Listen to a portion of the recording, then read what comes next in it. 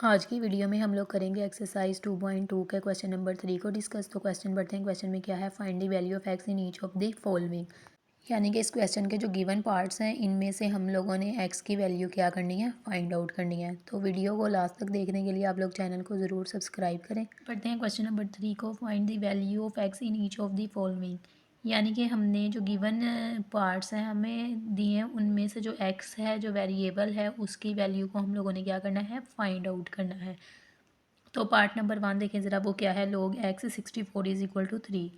तो यहाँ पर देखें x किस में है, log की बेस में। तो इसको सोल्व करने का तरीका क्या है। तो जैसे हम लोग क्वेश्चन नंबर 2 में करके आए थे कि हमारे पास लोगार्थमिक फॉर्म थी, उसको हमने किस में किया था, एक्सपोनेंशियल फॉर्म में किया था। तो ये जो log था ये क्या हो गया था, ख़त्म हो गया था। तो इस सवाल में भी हम लोग यही करेंगे कि हम लोग इस लोगार्थमिक फॉर्म को पहले एक्सपोनेंशियल फॉर्म में कन्वर्ट करेंगे, फिर हम अपने जो अननोन है ना एक्स यानी कि वेरिएबल हमारे पास जो है इसको क्या कर लेंगे, फाइंड आउट कर लेंगे। तो इसको सोल्व करते हैं। तो पहले इसको लिखें लोगार्थमिक फॉर्म को एक्सपोनेंशियल फॉर्म में। एक्सपोनेंशियल फॉर्म में लिखने का क्या तरीका था कि हमारे पास जो ये इसकी बेस है इसको हम इधर बेस में लिख लेंगे, और जो इधर इस साइड पे हमारे पास 3 है ये इसकी किस में आ जाएगा, पावर में। अब जो 64 है ये किधर चला गया, राइट साइड पे। तो अब हमने क्या करना है, हमने फाइंड आउट करने हैं एक्स की वैल्यू। तो यहाँ पर देखें आप लोग ज़रा कि एक्स के ऊपर क्या है, क्यूब। तो हमने इस क्यूब को क्या करना है, ख़त्म करना है। तो इस क्यूब को ख़त्म करने का तरीका क्या है कि हम लोग इस साइड पे भी क्यूब लेके आए, फिर हम उसको क्या कर सकते हैं, ख़त्म कर सकते हैं। तो इसके लिए हम लोग क्या करेंगे कि 64 की तजज़ी करेंगे, यहाँ इसके फैक्टर्स बनाएंगे। तो 64 के फैक्टर्स बना के देख लेते हैं किसके साथ इसका फैक्टर बने कि उसकी पावर 3 आए। तो इसके फैक्टर्स हम बनाएंगे 4 के साथ। तो 4 को ज़रा इस पे करें डिवाइड 64 पे, तो क्या बचता है हमारे पास, 4 वन ज़ा 4, इस साइड पे 2 चला गया, ये 24 बन गया। तो 4 6 ज़ा 24। इसी तरह 4 4 ज़ा 16 और 4 वन ज़ा 4।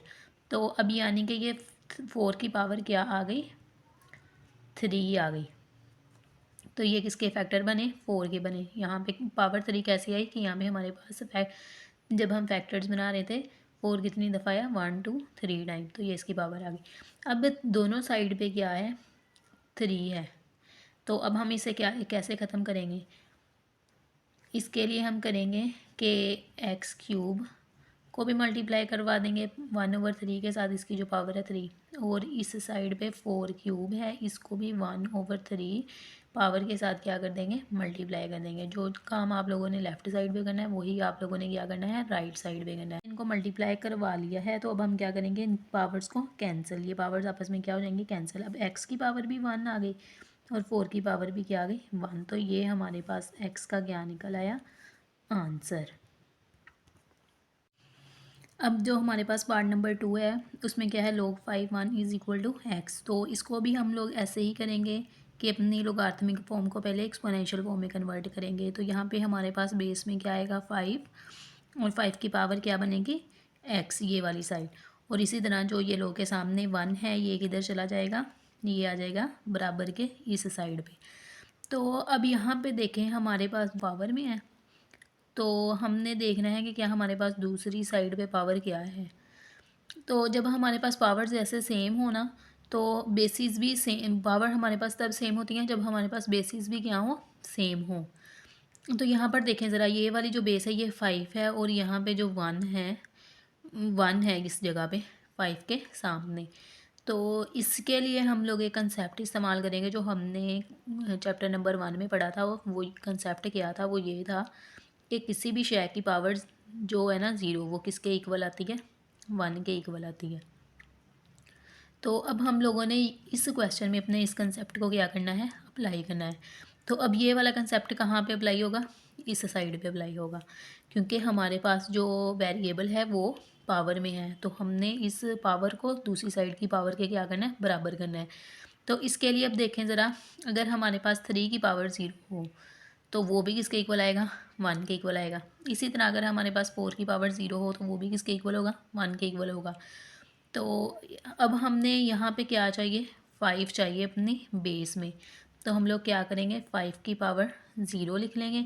तो ये भी किसके इक्वल है, 1 के ही इक्वल है। 1 की जगह हम 5 की पावर 0 लिख सकते हैं। तो अब यहाँ पे देखें ज़रा, हमारी बेसिस क्या हो गई हैं, सेम हो गई हैं। इसका मतलब है कि हमारी जो पावर्स हैं वो भी क्या है, सेम है। तो यहाँ पे x किसके इक्वल आ गया, 0 के। तो ये था हमारा आंसर। ये क्वेश्चन बहुत इजी है, बस इसमें थोड़ा सा ना आप लोग कंफ्यूज हो सकते हैं, तो कंफ्यूज ना होइएगा। तो इनको समझ के कीजिएगा तो बहुत आसानी से आप लोग इनको हल कर सकोगे। इसी तरह अब हमारे पास पार्ट नंबर 3 है। इसको भी पहले हम लोग लोगारिथमिक फॉर्म में, एक्सपोनेंशियल फॉर्म में कन्वर्ट कर लें। तो x इज़ इक्वल टू किसके बराबर आएगा, 1 के। और ये 8 इस साइड पे।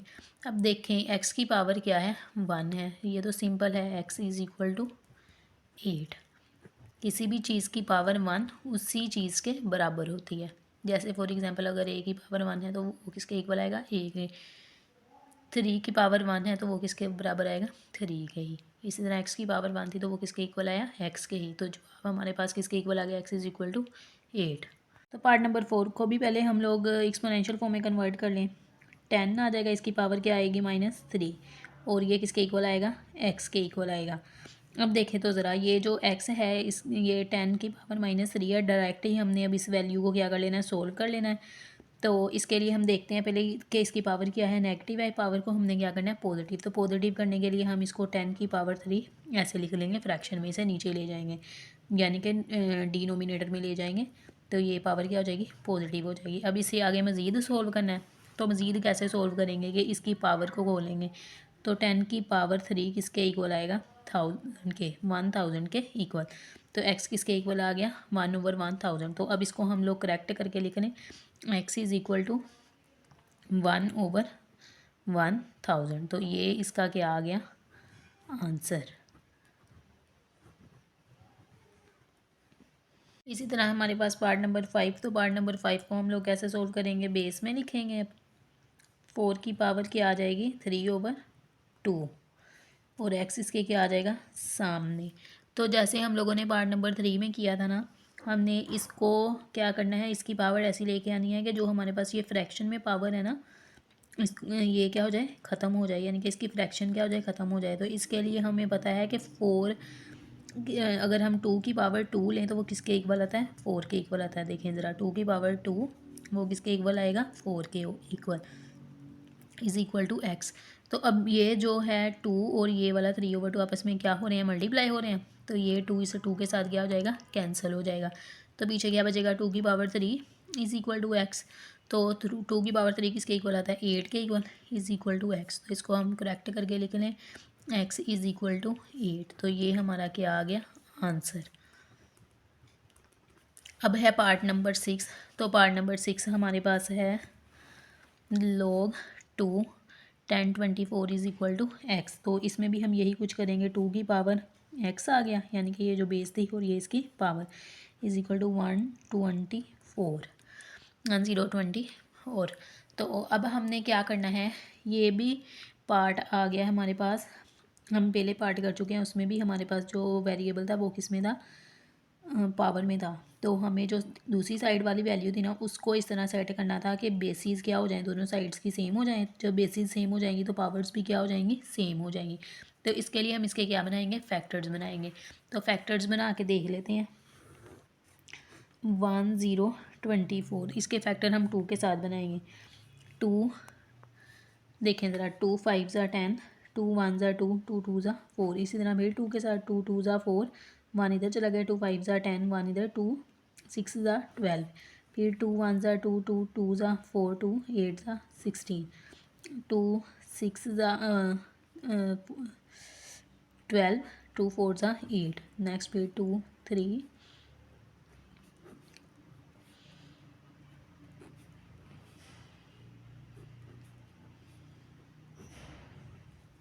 अब आप लोगों ने काउंट करनी है कि कितनी दफ़ा 2 आया है। तो ज़रा काउंट करें कितनी दफ़ा हमारे पास 2 आया। 1 2 3 4 5 6 7 8 9, सॉरी यहाँ पे 2 था, 10। तो ये हमारे पास कितनी दफ़ा आया है, 2। अब हमने क्या करना है कि 2 को काउंट करना है। टू को काउंट करें ज़रा, कितनी दफ़ा टू आया, 1 2 3 4 5 6 7 8 9 10। तो टू आया हमारे पास 10 दफ़ा। तो इसका मतलब है कि टू की पावर कितनी बनेगी, 10। तो यहाँ पे क्या है, टू की पावर x। तो अब देखें ज़रा, बेसिस सेम है तो पावर्स भी सेम होंगी, x इज़ इक्वल टू 10। तो हमारा x का आंसर क्या आ गया, 10।